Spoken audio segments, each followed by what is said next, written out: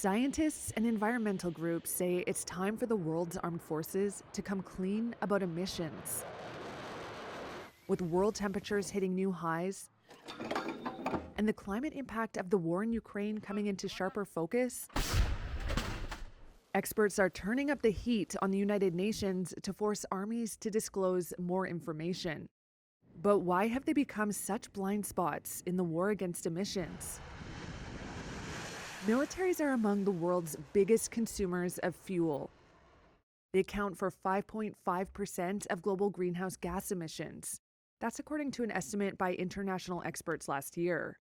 Another expert said hundreds of millions of tons of carbon emissions may currently be unaccounted for.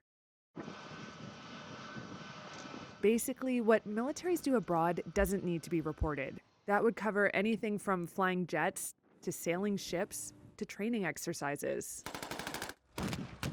That kind of work was left out of the 1997 Kyoto Protocol and the 2015 Paris Accord. The argument? Data about Army's energy use could undermine national security. Groups lobbying the UN to lift the military exemptions point to a surge in emissions related to the war in Ukraine. There can be no effective climate policy without the peace on the earth.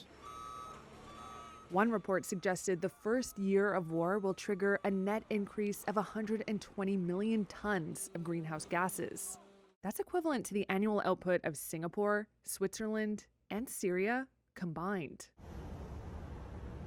Environmental groups and academics are using research papers, letter campaigns, and conferences to push for change. There's been an uptick in peer-reviewed papers in recent years. The UN's climate body says there are no concrete plans to amend guidance on military emissions accounting. Still, there are signs some militaries are preparing for change.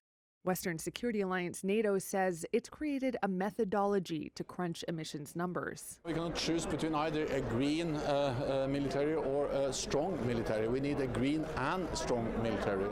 New Zealand, Britain, and Germany all say they're looking to address gray areas in reporting. Hearing no objections, it is so decided. And Washington sent a Pentagon delegation to the COP27 summit in Egypt last year for the first time.